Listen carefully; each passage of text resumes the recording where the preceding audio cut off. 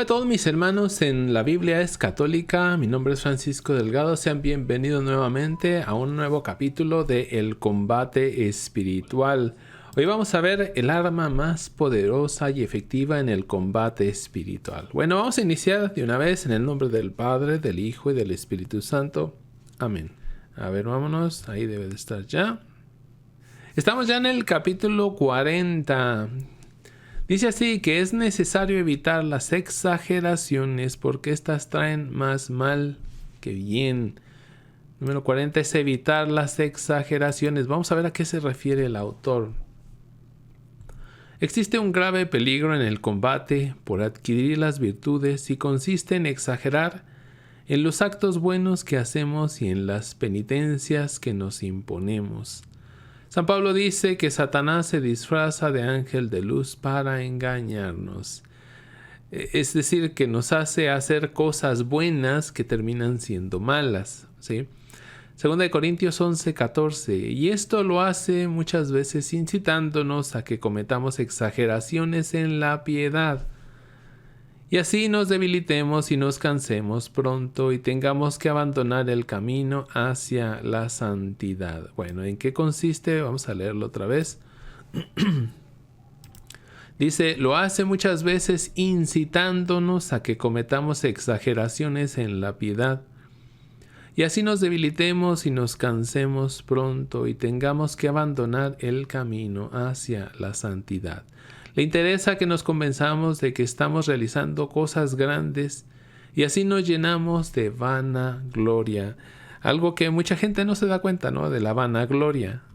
Es decir, la gloria para uno mismo. Que es una gloria vana, hueca, vacía. Las lecturas. A ciertas personas principiantes les llega tal fervor por la lectura al notar que las buenas lecturas elevan su espíritu y transforman su alma, que se dedican con demasiada voracidad a leer y leer hasta cansarse mentalmente. Cuando el gobernador de Judea quiso desacreditar a San Pablo, le dijo: «Está loco Pablo. Las demasiadas lecturas le han hecho perder la cabeza». Hechos 26:24. Esto no era cierto y por eso el apóstol le respondió: «No estoy loco, y las palabras que he dicho son verdaderas y provienen de una mente equilibrada y de buen juicio». Pero en algunas personas sí se da el caso de que les llega un apetito desordenado de leer y leer de todo, y casi sin digerir lo que leen, y con afán y precipitación, y queriendo llegar a la máxima sabiduría en muy poco tiempo. Leer y leer, vamos a marcar esta parte. Bueno, desde acá. Un apetito desordenado de leer y leer de todo y casi sin digerir lo que leen. Eso es lo más importante, creo yo.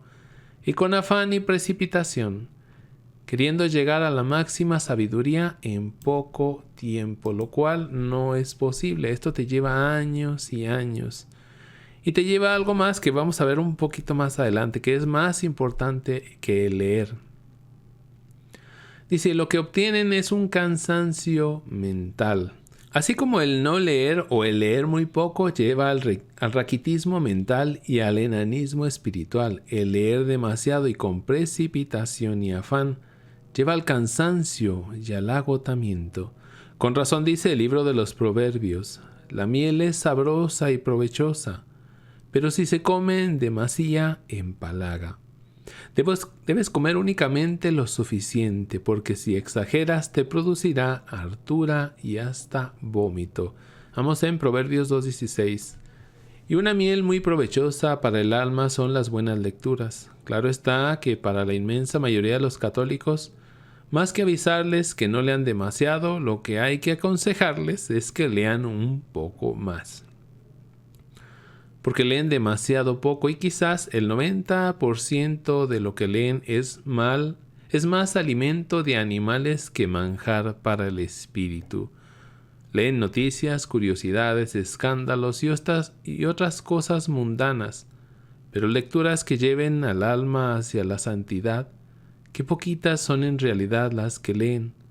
Un gran director espiritual aconseja siempre: Lean libros religiosos y prefieran siempre los de aquellos autores que tienen detrás de su nombre una S, o sea, libros escritos por santos. Muy buen consejo, muy buen consejo. Por eso les recomiendo el canal de la vida de los santos, aprovechando el comercial. Las penitencias, esto es bien interesante, ¿eh?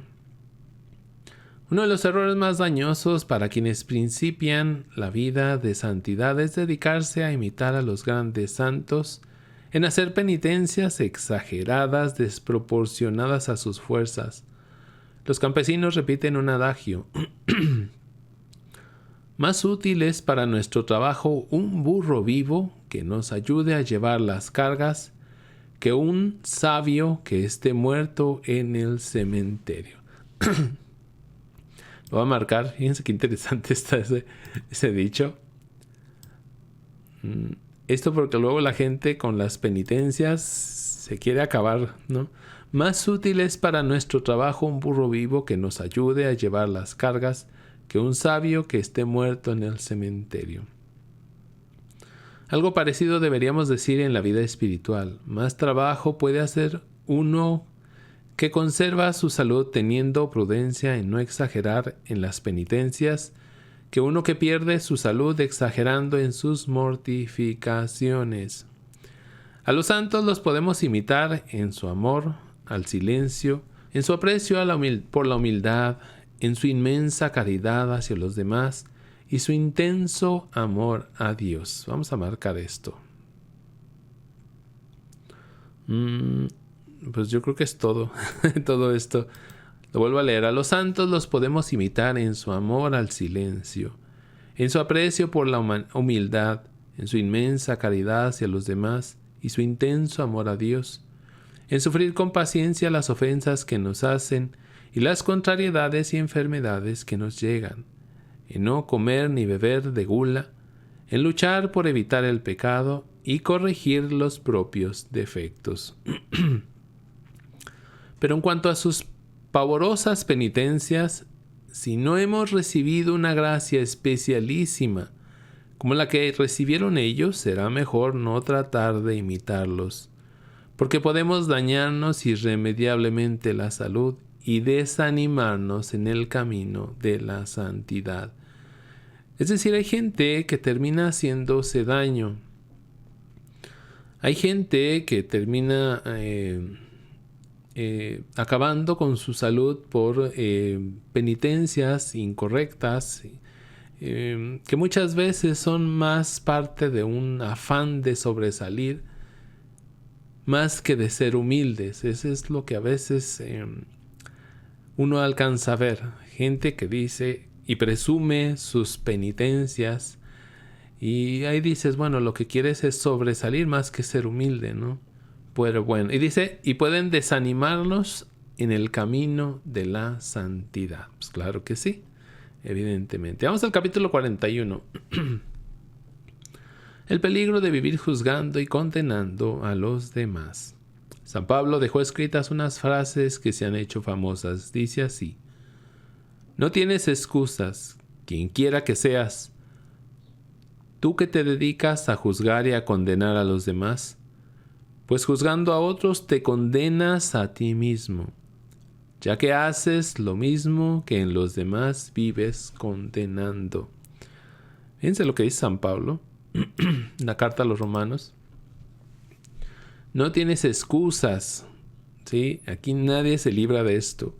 Quien quiera que seas, tú que te dedicas a juzgar y a condenar a los demás, pues juzgando a otros te condenas a ti mismo, ya que haces lo mismo que en los demás vives condenando. Es bien interesante porque él se refiere a los judíos que eran buenos para decir, es que los paganos se van a condenar, es que los paganos son malos, es que son unos sucios, es que son unos impuros, incircuncisos, y se van a condenar. Entonces les dice estas y otras palabras todavía más duras San Pablo, en la carta a los Romanos capítulo 2. Dice, pues juzgando a otros, te condenas a ti mismo. Y yo te lo digo a ti, juzgando a otros, te condenas a ti mismo. ¿Cuántos católicos no hay que se refieren a los protestantes como hijos de Satanás de manera despectiva? ¿Sí? Condenándolos, mandándolos ya al infierno. ¿Cuántos protestantes hay que mandan a los católicos al infierno también? Evidentemente. Dice, ya que haces lo mismo que en los demás, vives condenando. Y luego da una lista a San Pablo que me gusta mucho. Los juzgas por robar y tú robas. Los juzgas por mentir y tú mientes. ¿Sí? Entonces, vamos a ver, más adelante va a dar algunas citas de Jesucristo muy interesantes. Nuestro orgullo y el desprecio que sentimos hacia el prójimo hacen que nos formemos baja idea de otras personas. Y cuanto más alta es la opinión que el orgullo nos hace formar de nosotros mismos, tanto más baja es la opinión que nuestro desprecio va formando de los demás. Y nos persuadimos de que nos hallamos libres en las imperfecciones que tanto criticamos en los otros. ¿Sí? Como decía San Pablo, dices que ellos mienten y tú eres un mentiroso. Entonces, dice, y esto es una mentira y un engaño. La fábula de Esopo. Este poeta que vivió 500 años antes de Cristo pintaba a quienes criticaban y despreciaban a los demás con dos morrales colgados al cuello. El uno con los defectos de los prójimos bien enfrente de sus ojos para mirarlos y condenarlos continuamente, y el otro con los defectos propios a la espalda para no verlos ni conocerlos. Ese es nuestro retrato cuando condenamos y juzgamos. ¿Sí? Y aparte nos van aplastando, ¿no? Porque llevamos los defectos de los otros, ¿sí? Y llevamos los defectos, los pecados de nosotros mismos también, aunque no los queremos ver. Remedios para este mal. Cuando empezamos a pensar en los defectos o vicios del prójimo, tratemos inmediatamente de alejar ese pensamiento y neguémonos a formar juicios negativos acerca de ellos. En esos momentos hay que decirse a sí mismo, yo no tengo autoridad para juzgar ni condenar a otros. No poseo los suficientes datos para formar juicio acerca de sus pasiones, defectos y malas inclinaciones. Tengo que considerar como escritas por mí mismo aquellas palabras del apóstol. ¿Te imaginas tú que te dedicas a juzgar y condenar, que cometes lo mismo que condenas, que vas a escapar del juicio de Dios? Tú que te dedicas a enjuiciar y a condenar a los demás, ¿realmente crees que vas a escapar del juicio de Dios? Dice, y aquella otra promesa tan consoladora hecha por el mismo Jesús que será nuestro juez. No juzguen y no serán juzgados. No condenen y no serán condenados. Y muchas más cosas que dijo Jesús, ¿no? Entonces, una persona que se dedica a criticar, a enjuiciar y a condenar, peor aún, a las personas, es una persona que yo no quiero estar en sus zapatos el día del juicio. Mirar hacia adentro. Para evitar el dedicarse a juzgar y condenar a los demás, es necesario enfocar toda nuestra atención hacia nuestras propias miserias y debilidades. Muy buen remedio, muy buen remedio. Para evitar el dedicarse a juzgar y condenar a los demás es necesario enfocar toda nuestra atención hacia nuestras propias miserias y debilidades.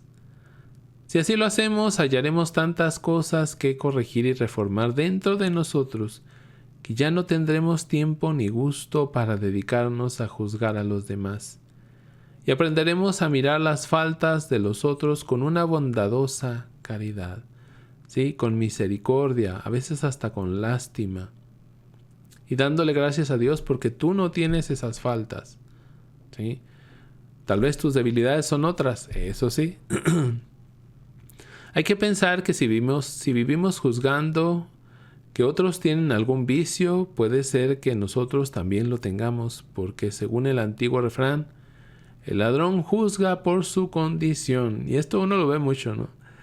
Una persona mentirosa, a todo el mundo le anda diciendo mentiroso. Bueno, yo lo noto mucho esto, ¿no? Así como alguien que en su niñez sufrió la corrupción de parte de algún adulto, cuando llegue a la edad mayor, Vive juzgando continuamente que los adultos están corrompiendo a los menores. De la misma manera, atribuyendo a otros ciertas miserias y malas inclinaciones, ello puede ser indicio de que nosotros las tenemos o las sentimos. Un promedio impresionante. Si analizamos fríamente las veces que hemos condenado en nuestro entendimiento o con palabras a los demás, veremos que la mayor parte de las veces que hemos condenado, nos hemos equivocado. Entonces, ¿para qué dedicarse a una actividad que tiene tan grande posibilidad de error? Cuando sintamos la inclinación de hacerlo, digámonos a nosotros mismos: ¿cómo me puedo atrever a juzgar y condenar a los otros si yo tengo los mismos defectos y peores inclinaciones que ellos? Si tengo una viga en mis ojos, ¿por qué criticar a los que tienen una basurita en los suyos? Y eso lo dice el mismo Jesucristo, ¿no?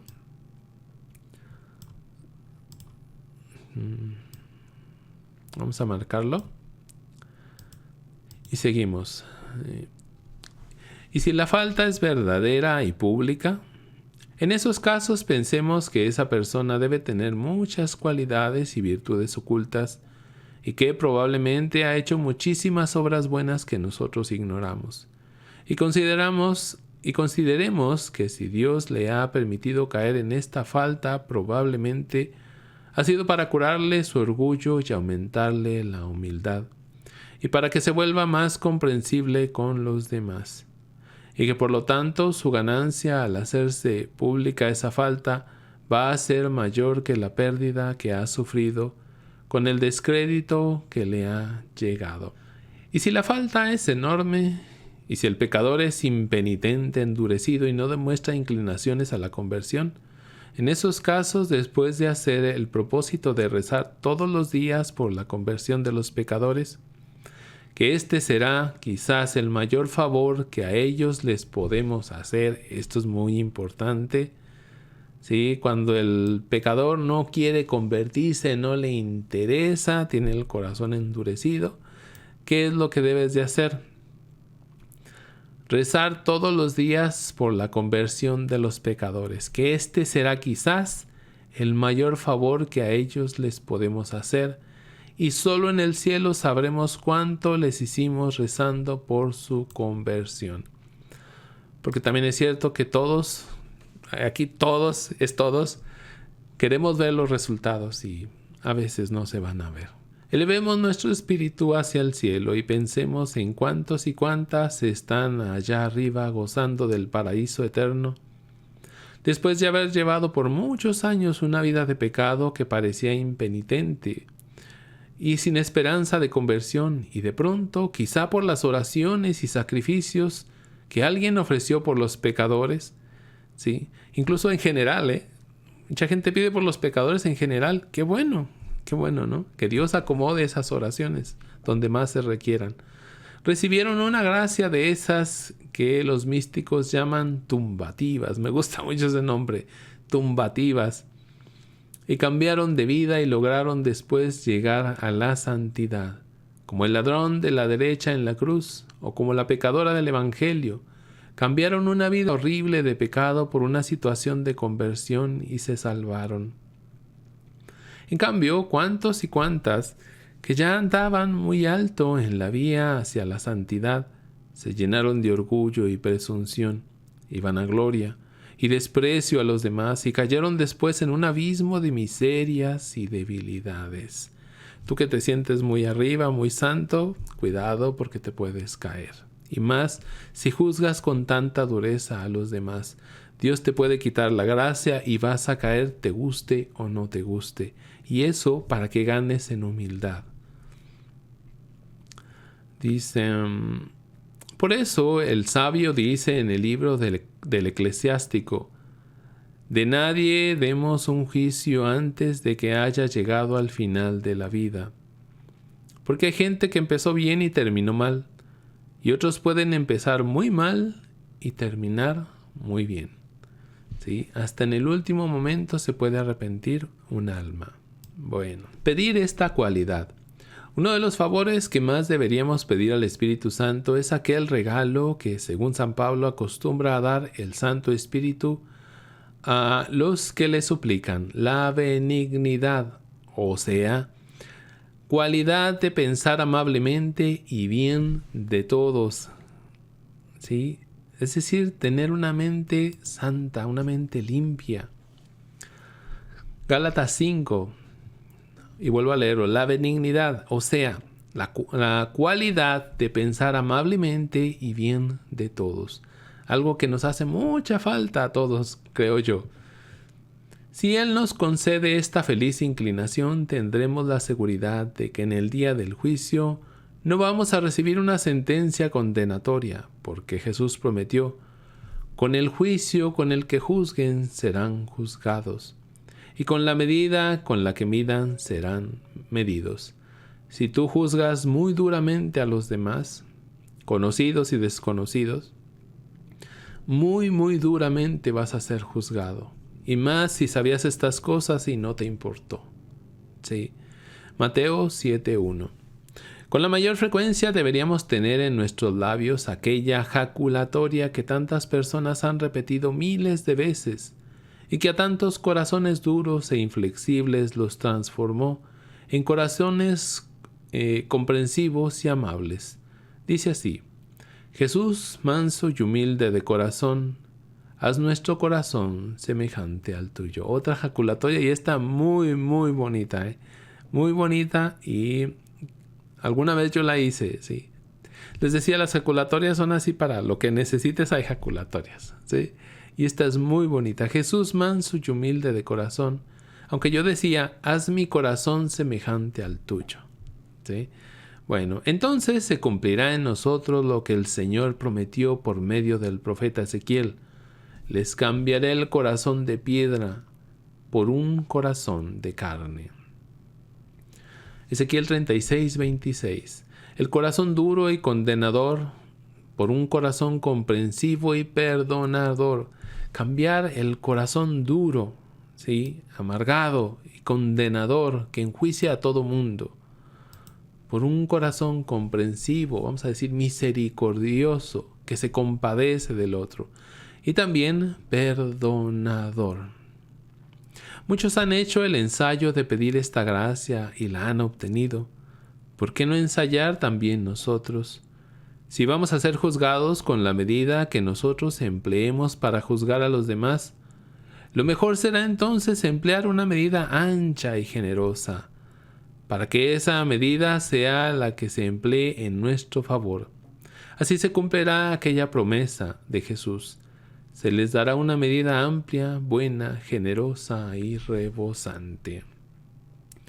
Es decir, si somos reacios, si nos negamos a juzgar a los demás, a estar haciendo juicios, sobre todo juicios muy duros sobre las personas en particular, de la misma manera vamos a ser juzgados. Entonces, vamos a negarnos a esos juicios, vamos a hacer juicios, o no hagamos juicios mejor, ¿sí? Y verás que tu juicio va a ser mucho, mucho más sencillo. Porque tienes un corazón bondadoso, misericordioso, serás juzgado de manera bondadosa y misericordiosa, ¿sí? Bueno, vamos a seguir ya mejor. Dice capítulo 42. A ver, aquí lo ponemos. Dice, el arma más poderosa para vencer en el combate espiritual. Eso es lo que le da título a nuestro video de hoy. Uy, ya me moví. ¿Qué pasó? Aquí está. El arma más poderosa para vencer en el combate espiritual. Hemos venido recordando que para salir vencedores en los combates del espíritu son necesarias 3 condiciones.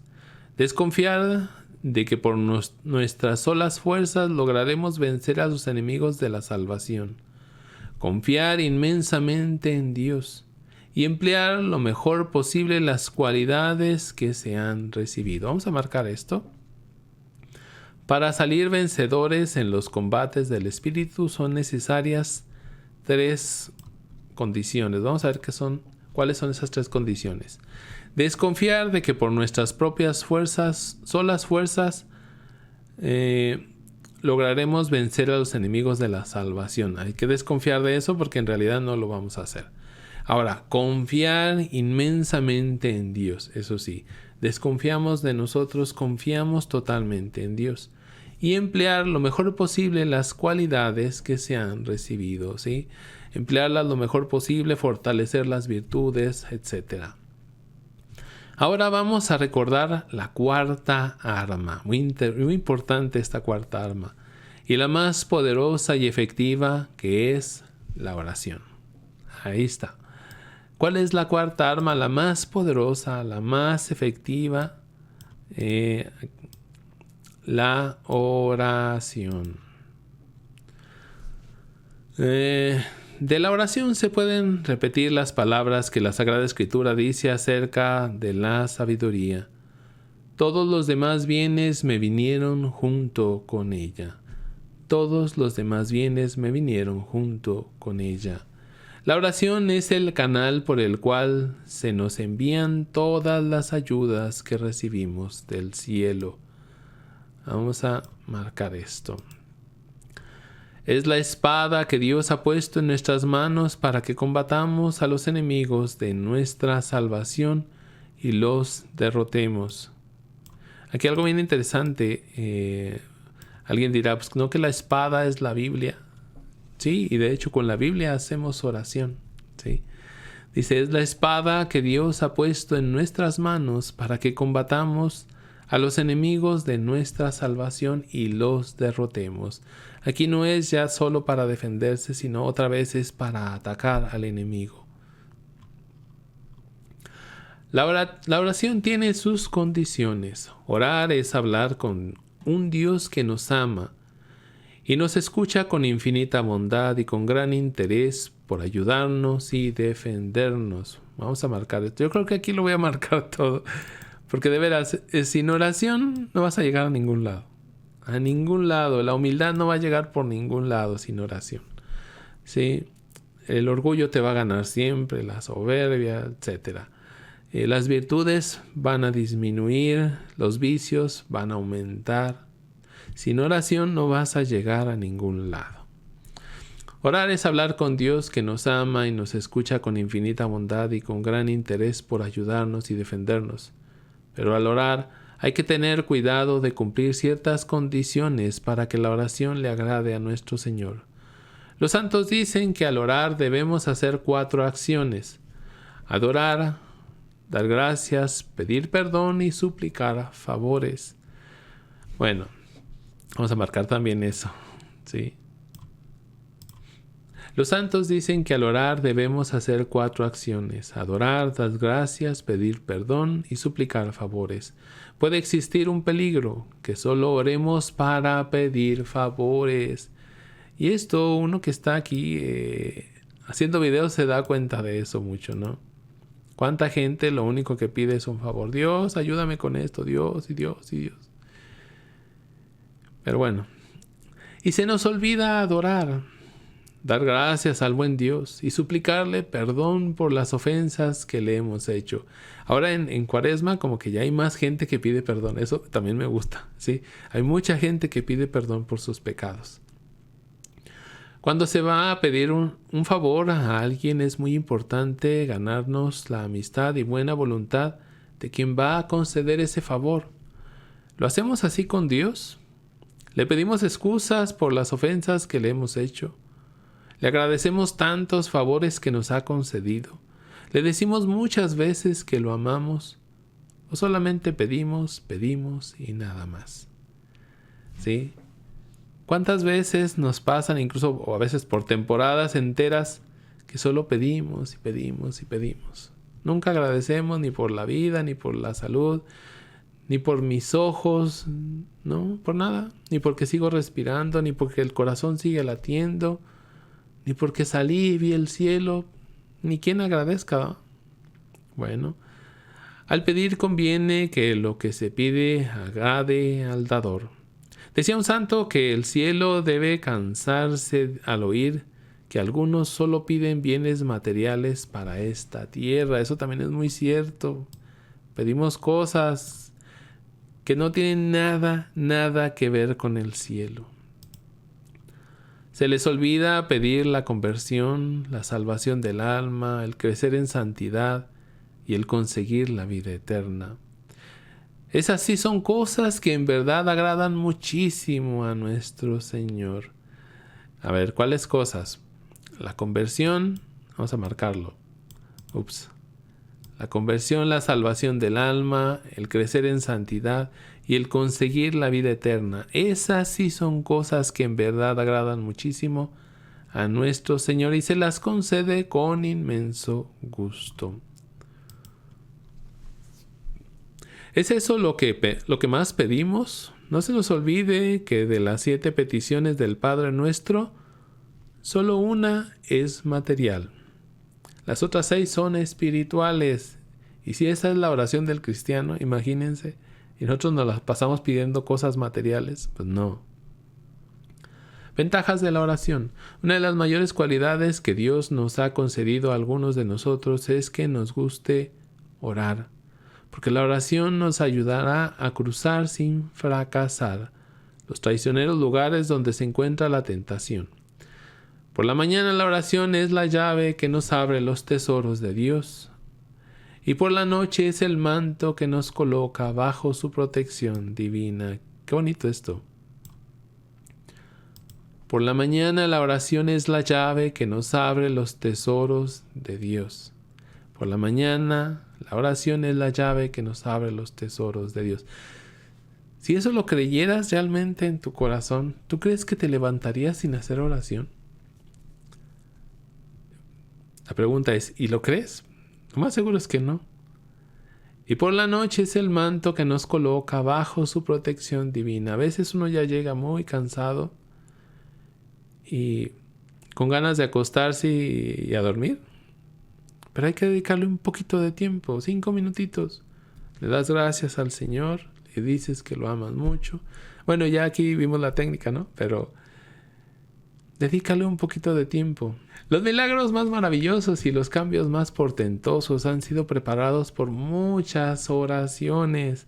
En algunos apostolados lo que falla es que se dedica mucho tiempo a hacer planes y poco tiempo a hacer oración. Esto es algo que no entendemos. En algunos apostolados lo que falla es que se dedica mucho tiempo a hacer planes y poco tiempo a hacer oración. Así el apostolado se vuelve estéril. Y lo repito, así el apostolado se vuelve estéril. Puede que al principio funcione muy bien, pero poco a poco va desapareciendo. ¿Por qué? Porque no hay oración. Toda persona fervorosa debe dedicar el 10% de su día a la oración. A ver, ¿y cuánto será el 10%? Es más de una hora, evidentemente. Vamos a hacer así un rápido cálculo. Dejen pongo una calculadora aquí. Supongamos que tenemos 8 horas durmiendo. Entonces serían 16 horas despiertos. A ver, por 60 minutos tenemos 960 minutos. El 10% de 960 son 96 minutos. Es decir, 1 hora y media diaria nos recomienda el autor de oración.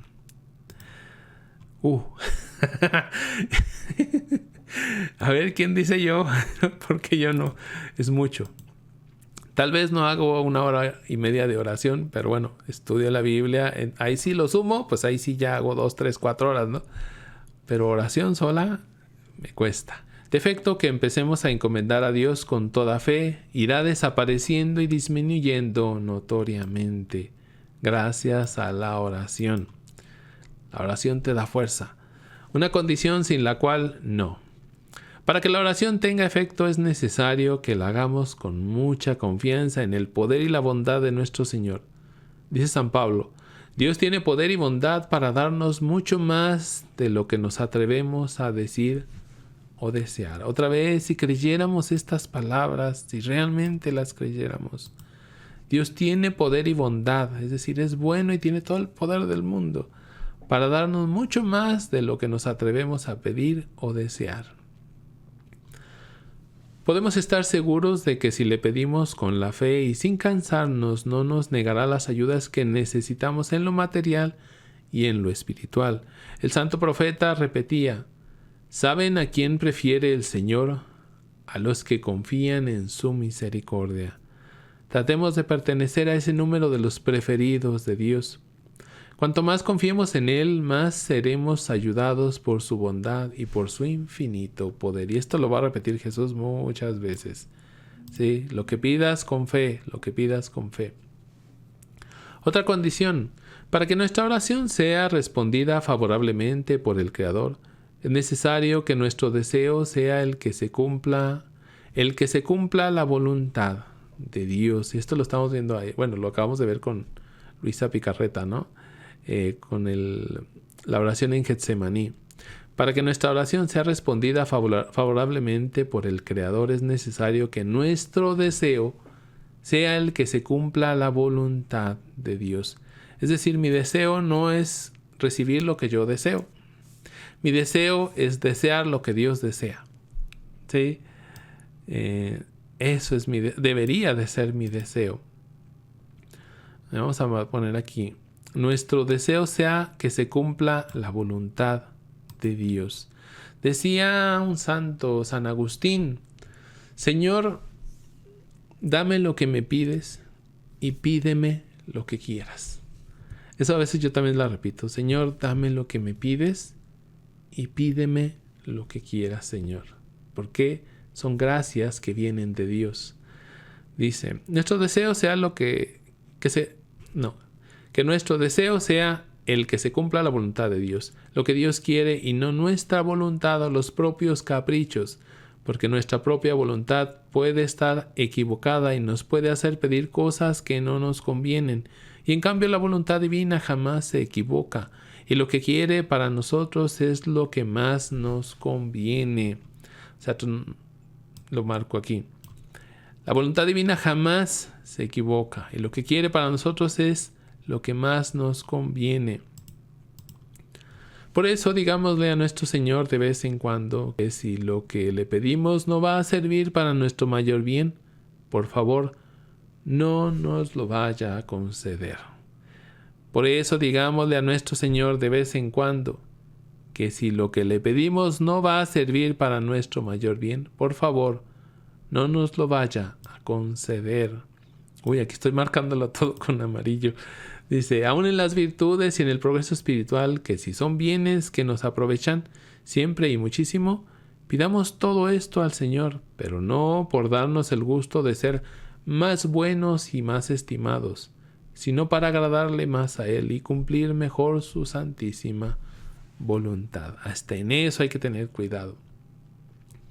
Obrar de manera que merezcamos lo que pedimos. Los especialistas en oración recomiendan que para obrar con mayor seguridad lo que pedimos al cielo, al orar, conviene muchísimo que tratemos de obrar de tal manera que con nuestro buen comportamiento nos ganemos la simpatía de Dios Santo, a quien pedimos esos favores. Es lo que hacen los hijos cuando tratan de que su padre les conceda algún favor muy especial que desean conseguir. Entonces tratan de comportarse de tal manera bien que el papá, muy agradado por su buen comportamiento, esté más inclinado a concederles lo que piden.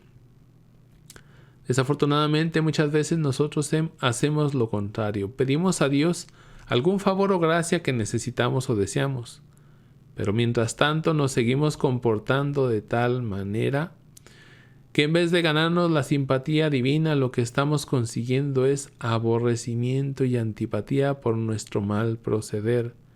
Y se cumple entonces aquellos que decía una gran mística: con Dios, a las buenas, conseguimos todo lo que deseamos y mucho más, pero a las malas no conseguimos sino fracasos. A las malas no conseguimos sino fracasos, ¿sí? Antes de pedir, agradecer. Es sumamente conveniente que antes de pedir favores a nuestro Señor le demos gracias por tantas bondades que ha tenido hasta ahora por nosotros. Eso lo saben hacer las gentes de mundo cuando van a pedir alguna ayuda a los poderosos. Antes les recuerdan cuán agradecidos están por sus dádivas anteriores. Así se ganan su buena voluntad para concederles nuevas ayudas. Es que el recordar con reconocimiento los favores que se han recibido es señal de que se tiene un corazón noble y agradecido. Por eso no dejemos pasar ningún día sin dar gracias a Dios por algunos favores determinados que nos ha concedido. Así cumplimos el mandato del libro santo. Hay que ser siempre agradecido. Demos gracias a Dios en todo, que esta es su santa voluntad. Acuérdense de los leprosos. ¿Dónde están los 10 ingratos? Fueron 10, ¿y por qué nada más regresa uno a dar las gracias? Jesús se fija en esas cosas, ¿no? Y a veces no somos agradecidos. Somos malagradecidos. Emplear siempre un abogado, un intercesor. Qué interesante esto, ¿eh? Me gustó mucho. Cuando se va a hablar con una altísima autoridad, conviene sobremanera hacerse acompañar de alguien que goce de gran estimación y buen nombre entre el alto gobierno. Por ejemplo, un senador, un familiar muy estimado por el gobernante, un amigo suyo, etc. Algo parecido es lo que nos conviene hacer al dirigirnos al Altísimo Dios, presentarnos a Él por medio del ser que más ama y más estima, su amadísimo Hijo Jesucristo. Por eso el Redentor nos dejó esta bella promesa: todo lo que pidan en mi nombre yo lo haré. Juan 14:13. Lo que pidan al Padre en mi nombre, Él lo concederá. Juan 15:16. A ver, vamos a marcarlo. Entonces presentémonos por medio de Jesucristo, ¿sí? ¿Qué más? Cualquier favor que deseemos obtener del Padre Celestial, supliquémoslo siempre diciéndole que lo pedimos en el nombre de su amado Hijo Jesucristo. ¿Sí? Esto es bien interesante. A veces a mí me suena un poquito raro cuando hago esto, ¿no? Le digo al Padre que me envíe su Santo Espíritu y lo hago. Y se lo pido en el nombre de Jesucristo. Y luego fíjense lo que va a decir aquí el libro. Y a Jesús, digámosle que le suplicamos en nombre de su amadísima Madre y de los santos. Así, apoyados por tan poderosos abogados e intercesores, seremos escuchados con mayor seguridad. Y esto es algo que yo no hacía, honestamente, yo no hacía eso desde hace muy poco que recordé esto, lo empecé a hacer otra vez, pero yo ya no lo hacía. Yo le pedía al Padre que enviara su Espíritu en el nombre de Jesucristo. Pero hasta ahí me quedaba. ¿Sí? O le pedía al Padre que enviara sus ángeles, por ejemplo. Pero algo que no hacía era esto: pedir a Jesucristo, por intercesión de su Madre y de los santos, también alguna gracia. Y eso es muy importante. Así, apoyados por tan poderosos abogados e intercesores, seremos escuchados con mayor seguridad. La oración irresistible es la oración perseverante, la oración de quien no se cansa de suplicar la ayuda divina. Jesús nos cuenta en el Evangelio, en Lucas 18, que una viuda, a base de no cansarse de rogar y de suplicar, obtuvo que un juez malvado y frío le hiciera justicia y le librara de un enemigo que le quería dejar en la miseria. Y añade al Señor: si esto lo hizo un hombre malo y frío, ¿cuánto más hará mi Padre Celestial si no se cansan de suplicarle? Si lo que están pidiendo es algo bueno, no se cansen de suplicarle. Sí, especialmente cuando son dones para la santidad. Bueno, la que no aguardó. Una señora fue a una familia rica a pedir un vestido para su hijita, que era muy pobre. Aquellas gentes se pusieron a buscar en los armarios el mejor vestido que tenían, pero cuando bajaron el primer piso ya la mujer se había ido, creyendo que no le iban a dar nada. Le faltó aguardar, se desesperó, le iban a dar el mejor vestido y se desesperó. A lo mejor Dios te iba a dar el mejor regalo, mejor de lo que tú te imaginabas, y te desesperaste, no esperaste. Pero, ¿y si tarda demasiado?